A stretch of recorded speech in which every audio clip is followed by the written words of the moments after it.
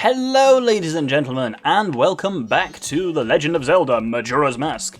In the last episode, we explored some of the things we could do during springtime in the mountains. This episode, last episode as well, we went to Romani Ranch and learned about them that come every year and steal Romani's cows.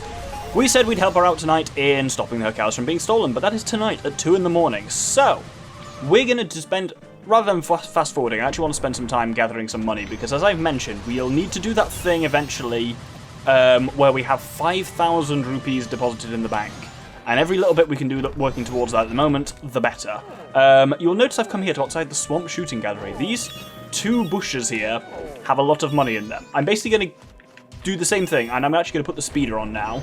I'm going to go and roll around Termina Field, gathering rupees and magic, which will keep my Gorman rolling topped up. When I hit 200, I will return to Clock Town, cash it in, and then repeat the whole loop again. If there's any Dodongos around, I'll kill them, but I think you can only kill them once per cycle. Anyway, or once per power on of the game, maybe, and it's been several weeks since I recorded the last chunk of episodes, so there we go. I will see you at Romani Ranch at about 1 in the morning-ish. Now you'll see we got a notification from Tattle. She's saying, "Hey, wasn't there something you needed to do right about now? You better check your schedule." And indeed, if we actually go into the schedule, I think you'll see, okay, we don't see, oh no, that's because that's not the schedule, that's why. You'll see where you left the marker, which is on Romani. Anyway, it's 1 AM, and so she doesn't quite appear till 2. So, when we when it does start, there's a few things that are worth keeping in mind. Number 1, we are told minimap is important, remember that. Number 2, the dog. Listen for the dog. You'll understand all this in a second, just saves me explaining while I'm there. Number 3, Bonnie Hood. Number 4, do not bother with the horse. Everything about the training and preparing for this was like, oh, learn to shoot from your horse. It's way, way more trouble than it's worth fannying around with riding around on Epona. Just have the Bunny Hood and just shoot from on your feet. You will have a much better time of it, believe me. Anyway, as the clock hits 2 in the morning, look who it is. Whose name escaped me entirely. Romani appears. And I think we actually can't talk to her at this point. No, she's moving into the barn because she said that's where we'd meet her. Note the event again actually happens like 2:15 to allow you to fast forward with the Song of Double Time. And if you talk to her, she says moo, apparently. There we go. It's almost time. You take care of things outside, Grasshopper. If you have a map, watch it carefully. Okay, whatever happens, do not let them get into the barn. They'll come from behind the barn too, so watch out. If you run out of arrows, you can rustle more up from the crate near the front of the house, or from the nearby grass and stuff.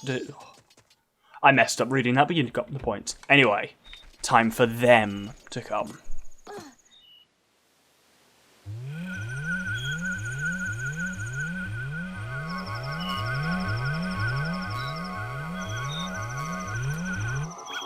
This is one of the more bizarre things in this game, certainly. But yes, you'll see there's a dog. He'll run towards the closest one, so you can sometimes follow him, either the sound of him or visually, and you'll get an idea of where they are. They all spawn in the same spots and work their way towards the barn. If you look on the mini-map, you will see there are, in the bottom right, you'll see there are little red dots of them, and you see there, the dog's coming around here because he's yapping at this one that sometimes comes from behind the barn. If you're trying to deal with Epona and stuff like that, this section can be a bit of a nightmare, because you're moving around and shooting them can be a real bugger, whereas here you can just make ridiculous shots like that from bloody miles away. So quite frankly, the game makes this a lot harder for you by trying to convince you that you need to do this from horseback, really. Because the fact is, yes, you can ride them down slightly more successfully on Epona if you're trying to really get to them, but the fact is, they're all coming to the barn. You actually want to stay near the barn and be able to defend them. The minimap is a new addition, I believe, for the 3D version, which wasn't entirely there in the original one, but that's basically it. It's a pretty easy... I used to find this really stressful as a kid, but there is a trick for if you are struggling with it. If you play the inverted Song of Time, you'll notice specifically, very specifically, I have not done that. If you play the inverted song, time will go more slowly, and the ghosts, will move more slowly. The disadvantage of that is it also takes longer for it to get to sunrise, which is when they stop. So it's a bit of a trade-off, and basically it's slightly easier but does last longer, so who knows. Anyway, we've only got, so it's until first light, which is 5:30, and it's 4:45 now, and it's, as you can see, it's pretty straightforward. I do like the kind of specular lens flare effect on them, that's quite cool. Anyway, I'll have put the speeder on for the last few bits. Let's just fight the bastards off until dawn. Oh, you busted! Okay, maybe I wouldn't put the speeder on because one of the busters nearly snuck past me. That can happen occasionally, and apparently you can't hit them with the arrow, but you can also use that lens flare to aim at them, because when the lens flare is centered, you know you're... there we go.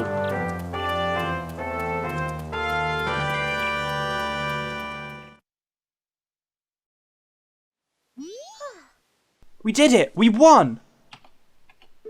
Thank you. Thanks to you, the cows are giving thanks too. Here's Romani's thanks. When you drink it, put your hand on your hip and take a big gulp like we do here at the ranch. So she gives us a bottle of milk, and the bottle is, of course, what's important here. Take one quick gulp to recover 5 hearts. You'll feel great! The empty bottle, very useful to have, especially going forward, but this unlocks something useful as well as an event. It's almost time for my sister to get up, so I have to go back to bed. See you later. So, as I say, bottle useful to have. The thing we're coming up to, having 4 bottles is super duper useful. You save yourself a lot of time by having specifically 4 bottles. But one of the main things that we get from this as well is the ability to interact with Romani's sister, who would also be sad that the cows have... nope. That would be sad that the cows have been rustled, but now she's not, and we get to take part in another side quest. So I'm just literally going to forward to Dawn of the Second Day, 6 AM. Dawn of the Second Day. 48 hours remain. I do love those scenes.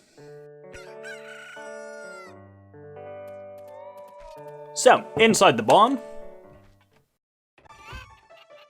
we will find Romani and her sister, the terribly named Creamier. Oh my, hello.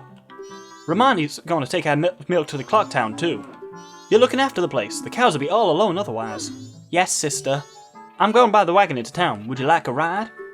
I'll be leaving about 6 o'clock this evening, so you can join me if you'd like. And yes, that starts an important side quest, but it's not until 6 PM this evening. We're not going to hang around until then, weirdly. We're going to go into town, we're going to come back, and then we're going to get a ride into town in the evening. All very strange. But I've got something important to show you off to you in East Clocktown. So, well, notice number 1, there's this bomber here. This has always been an option, I've just never shown it before. If you talk to the bombers, they will give you some information. Oh, a bomber's notebook. So you're part of the club, eh? In that case, let me give you some helpful information to get you going. Hey, I hear some Goron with the same name as you is staying at the Stockpot Inn. Kinda crazy, isn't it? And this gives us rumoured events in there. Number 1, it seems a Goron named the Doctor stayed at the Stockpot Inn. That'll become useful later in the Let's Play, I suppose, actually quite near the end. And here as well, if we try and enter this building, it says, Latte, the members-only milk bar, opens at 10 PM. And on the door, I believe it says the same thing. Patron guidelines for the milk bar, Latte. We offer our customers limited-run milk, thus we are a members-only establishment. Those who do not have proof of membership will be refused service. Essentially, it's a bar, but this is a kids' game, so it can't serve alcohol, so it's milk and rare types of milk, which is a very strange concept. Anyway, one more thing to show off before the evening. Let's head back to Milk Road. Basically, what I'm doing now is showing you off some side characters and concepts so that when they become relevant to the main story, you're not saying like, oh, who the fuck were they? You have been introduced to them before. If you come around to this side bit of Milk Road that we've never gone to before, this is the Gorman Track. So Gorman was one character in Ocarina of Time, but in this, his model is used for these 3 Waluigi-looking types. The Gorman brothers. There's only 2 here. The other one we have technically come across, but we'll deal with him more a bit later. Won't you buy some fresh milk? This is just between you and me. The milk they produce down yonder at Romani Ranch is watered down a bit. It's not worth drinking. We don't do that kind of thing here. Ours is the real deal. It's always fresh and full of vitamins. It's true. I'll sell it cheap just for you. How about it? 50 rupees? I don't think so, son. Oh, really? Milk this good will cost you double in town. And this gives us the Gorman brothers. Suspicious-looking brothers who train horses and run the Gorman Track. Likewise, if we talk to this one, what do you want? You know what this place is? This is the Gorman brothers horse trading center. You got no business here if you got no horse. Now scram, beat it! But yes, they will also factor in later, as will their track, but for now, it's just about being aware that they exist. Nothing more to do at this point. Let's fast forward until 6 PM and meet Creamier up at the ranch. And indeed, at 6 PM, so night of the second day, here she is with a carriage. Oh, good evening. I'm going into town now to deliver milk. Would you like a ride? And you get more of my terrible southern accent. I hope you're ready for it. That's great. Tonight I'm kinda lonely. I welcome the company.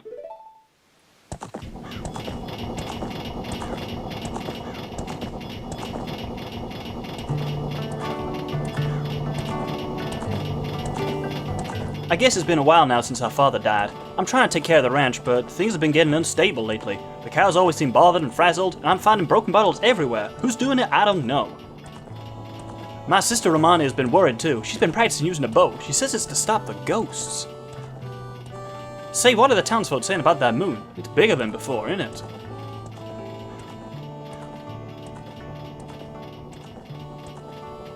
In town, I have a friend. Her name's Anju. The day after tomorrow is her wedding.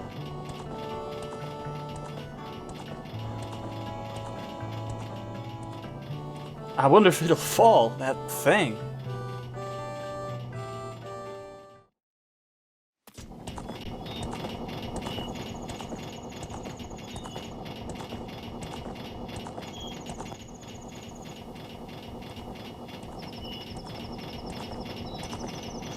What? The road? Boy, get your bow ready.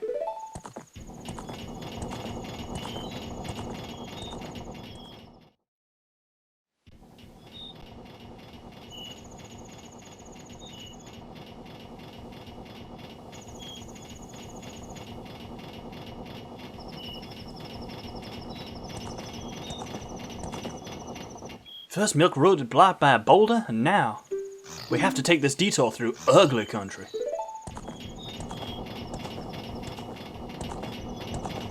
You ready, boy? I'm gonna try and get us through here as fast as I can. If any pursuers come from behind, chase them off with your arrows. They may be after my cargo of milk bottles.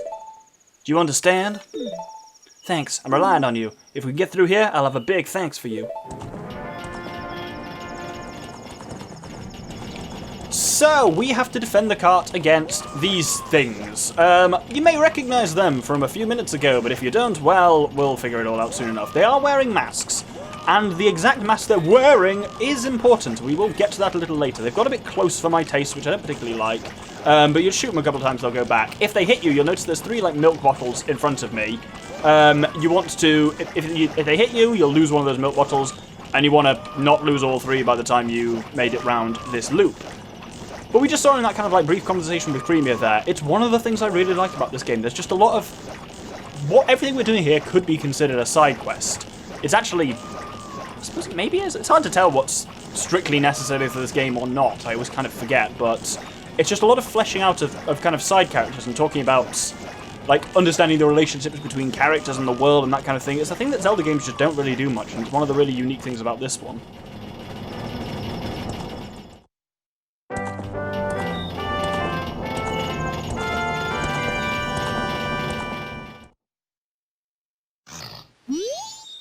Mr. Barton was quite happy to get his first delivery in a while. Thank you, you were pretty cool. This isn't very big, but please accept my thanks. And she gives us Romani's mask, wear it to show you're a member of the exclusive milk bar latte. With every good deed, a child takes one step closer to adulthood. The mask is only given to a limited number of adult customers. It's proof of membership. I now acknowledge you as being an adult. And yes, that both unlocks and completes Protect the Milk. You protected Creamier and her milk cargo from the thieves and got Romani's mask as a reward. It's a symbol of maturity. So what can we do with it? Let's head into Clocktown. And, oh, well, first we'll see a couple of things here. We see that stray fairy, so that's where it is at night. Today it's in the laundry pool, but it's the one that completes the stray fairy here. And here we see the third Gorman brother, also called Gorman. If we talk to him, he says, "Meh, bother, I'm busy," and goes into the milk bar. Weirdly, we can't enter the milk bar yet because it's not 10 o'clock, but let's get ready for when that time comes with the creepy cowhead mask. Yeah, I always found it vaguely disturbing. Ugh. It has a little bonus thing though. If you go up to and talk to a cow while wearing it, they'll give you free milk, which is pretty cool, I believe. I haven't actually tested that in the 3D version, but I think that's the case. Either way, it's proof of membership, which means we can enter the milk bar latte. Oh, 10 PM, come on. 2 minutes, let me in. Ah, you are a member. Please, come in. We get some fantastic music in here.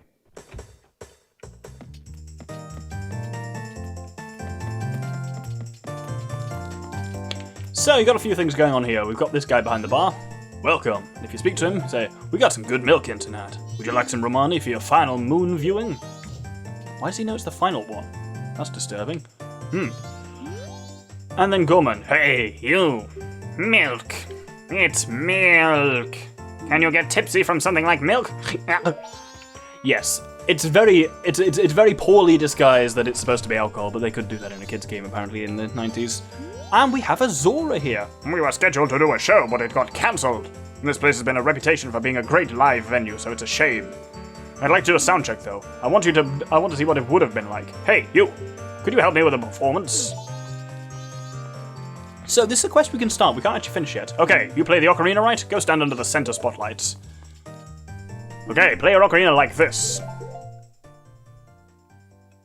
Oh, I thought he was going to actually guide us through it, but he's not.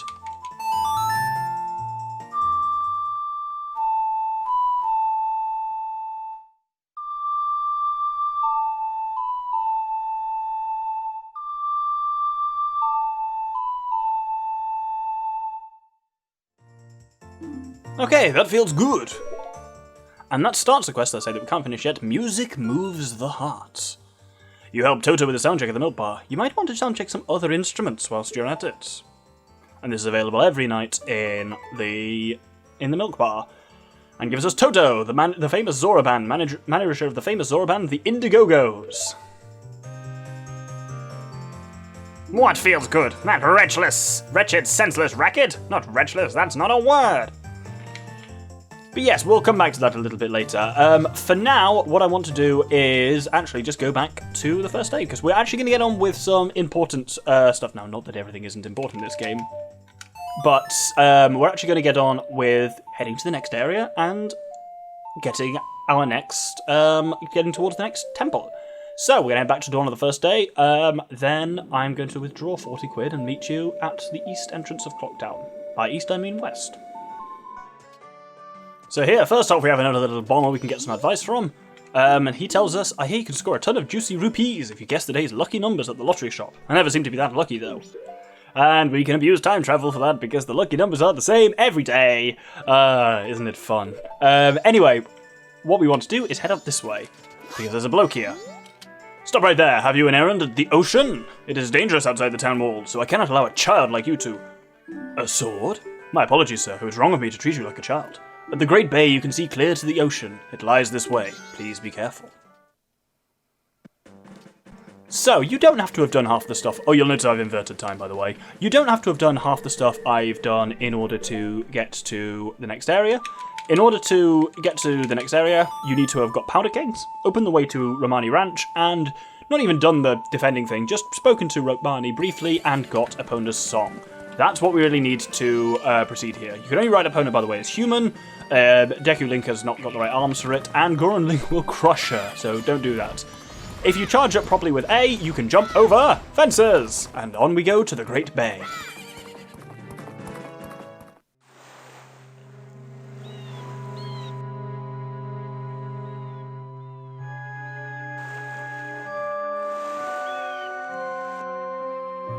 So we get yet another remix of the spooky places fucked up music. This remix I particularly like, though I like the Snowhead one as well, but this one's just kind of haunting. And there's a lot of things going on here. There's these buildings here, there's a cave system over to the left there, there's that thing in the middle inside a tornado, there's that weird house shaped like a teapot with a hook on it. There's some rocks over there, and there is something else way over to the right there. So there's a lot of things to do here, but for now, well, firstly there's a sign here which says, "Danger, keep out, swimming prohibited due to murky water." And floating out there surrounded by seagulls is someone who looks like they've not had a particularly good time. Oh dear. Oh, somebody. Oh, please. Get me to shore. This, I think, is easier to do in this game than it was in the original. So there's actually... Oh, no, don't dive down, you fool. There's actually a command to grab him. Previously, you had to just kind of awkwardly shove him from behind, and it was really jakey whether it actually worked or not. But this time, we can drag the poor dying Zora. I suppose we've not actually seen a Zora before. This is a Zora! This one's had a rough time, as you can tell. We can drag him to shore.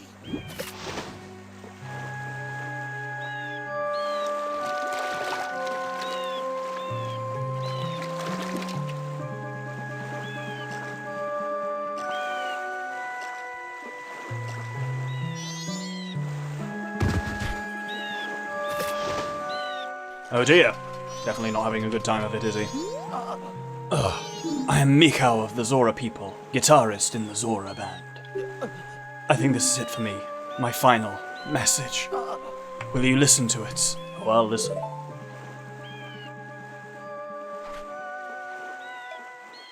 One, two, three. Oh, baby, baby, listen to me. The carnival's beginning soon. We're the ones they're waiting to see. But that girl, our vocalist, she laid some strange eggs. This part just won't fit to the music. I thought about it a lot beforehand, but I can't do it.